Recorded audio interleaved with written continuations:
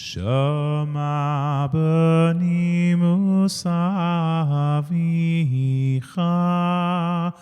ve'alti tosh Torah simech. What we see not only depends on what we look at, but where we look from.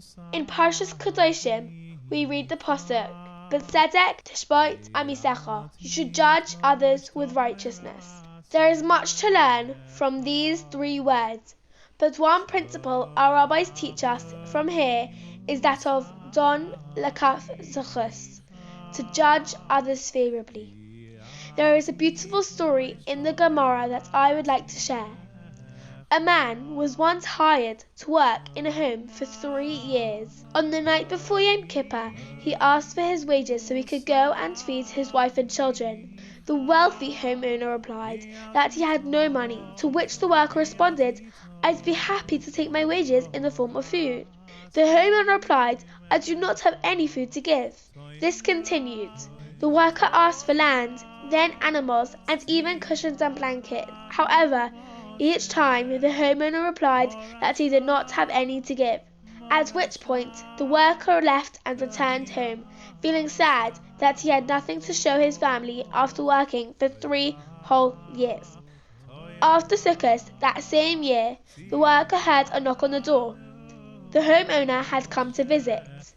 As he entered the home, he gave him all the money that was owed, plus extra. A conversation then followed. The homeowner did not understand why the worker had not challenged him when asking for money, clothes, property or land, when the worker knew very well the homeowner had them all in abundance. The worker replied, giving examples of each situation why the homeowner would not have been able to give him what he wanted. He managed to explain in each case a reason why his wages would not have been available. Perhaps the animals had been loaned to others. Perhaps others had hired the land. Perhaps he had not given the required amount of food to the poor, which is why he doesn't have any food to give. Each time, the worker explained and judged the homeowner favourably. It turned out that he was right on every occasion. When giving over the money, the homeowner said to him, just as you judged me favourably, so may God judge you favourably. DNA, the very fabric of our being, the genetic makeup of a person, but also an acronym for life. Do not assume. Not making any judgments we know is hard. We are human, since we can never stand in another person's shoes and we have never had their life experiences and faced their challenges. We must remind ourselves it is impossible to understand everything we see.